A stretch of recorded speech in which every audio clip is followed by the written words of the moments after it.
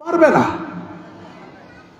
নারী কখনো পার্লামেন্টের প্রধান হতে পারে না, নারী কখনো স্পিকার হতে পারে না, নারী কখনো বাড়ির প্রধান হতে পারে না।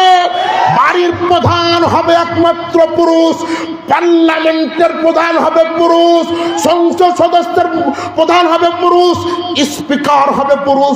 কোন নারী দেশের নেত্রী হতে পারে না। নেতা হবে একজন পুরুষ। যে সমস্ত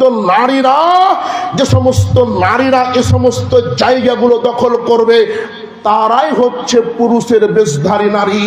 আর যে সমস্ত পুরুষ, তোমাকে বলছি দোস্ত, তোমার গায়ে রক্ত থেকে থাকে, আজকে তোমার স্ত্রীকে প্রত্যেকটা গার্মেন্টস থেকে তুমি উঠিয়ে নিয়ে এসে তাকে পর্দা করাও। আজকে তোমার স্ত্রীকে, তোমার মেয়েকে, কোন মুসলমানের মেয়ে, কোন মুসলমানের স্ত্রী কখনো গার্মেন্টসে চাকরি করতে পারে না। একজন মেয়েকে দেখবে চারজন পুরুষ, স্বামী দেখবে, বাপ দেখবে, ছেলে দেখবে।